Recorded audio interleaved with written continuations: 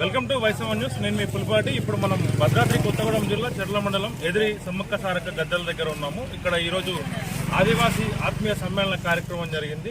దీనికి ముఖ్య అతిథిగా ఎట్టి వెంకన్న గారు హాజరయ్యారు. నమస్తే అండి సార్. ఈ సమావేశానికి రావడానికి ముఖ్య కారణం ఏంటి? ఇక్కడ ఏసీ సంఘాలు అన్ని ఒక మీటింగ్ పెట్టుకుని వచ్చి ఆదివాసీ సంఘాలన్నీ నాకు సంపూర్ణ మద్దతు ప్రకటించాలని కోరుకుంటున్నాను. అంటే గత కొన్ని రోజులుగా అన్ని సోషల్ మీడియాలలో మీరు ఎంపీగా పోటీ చేస్తారని చెప్పేసి ప్రచారం జరుగుతుంది. ఎంతవరకు నిజం? నేను కాంగ్రెస్ పార్టీ నుంచి టికెట్ నాకే వస్తుందని నేను ఆశిస్తున్నాను.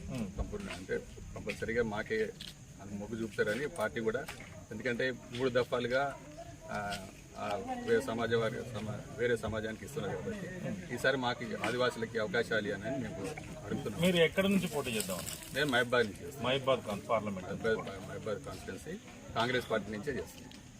సమయం తక్కువగా ఉంది కదా సార్, ప్రజల్లోకి ఎలా తీసుకెళ్ళగలుగుతారు?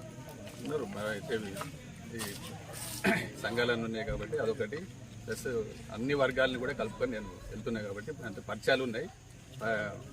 అంటే మాది గూడూరు మండలం అయినప్పటికీ మాకు రిలేషన్ కానీ ములుగు కానీ ఇటు పినపాక కానీ భద్రాచలం కానీ రిలేషన్ అంత ఉంది కాబట్టి ఆ విధంగా మాకు దగ్గర వస్తుందని చెప్పి నేను భావిస్తున్నాను. నియోజకవర్గాలు మొత్తం తిరుగుతున్నారు. నియోజకవర్గాలు అంటే దాదాపు అన్ని మెయిన్ సెంటర్స్ అన్ని కవర్ చేస్తున్నాము.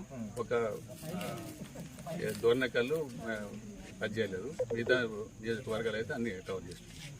గతంలో మహబూబాద్ పార్లమెంట్ అంటే గత 2 దఫాలుగా నాయకులకు వస్తుంది. ఈసారి మీరు ఆదివాసీ, మీకు వచ్చే అవకాశాలు ఏమైనా ఉన్నాయి? కంపల్సరీ ఆదివాసులకే ఇస్తారని మేము అనుకుంటున్నాం.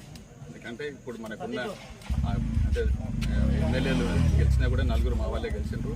ప్లస్ మాకు ఓటింగ్ కెపాసిటీ కూడా మాదే ఉంది కాబట్టి ఈసారి కంపల్సరీగా ఆదివాసులనే ఇస్తారని సంపూర్ణంగా చూద్దాం రాబోయే రోజుల్లో ఏం జరుగుద్దో. ఆదివాసీలంతా ఐక్యంగా ఉండి వాళ్ళ ఆదివాసీ బిడ్డకి ఎంపీ టికెట్ కోసం ఎంతవరకు వెళ్తారనేది రాబోయే రోజుల్లో తెలుస్తుంది. Thank you.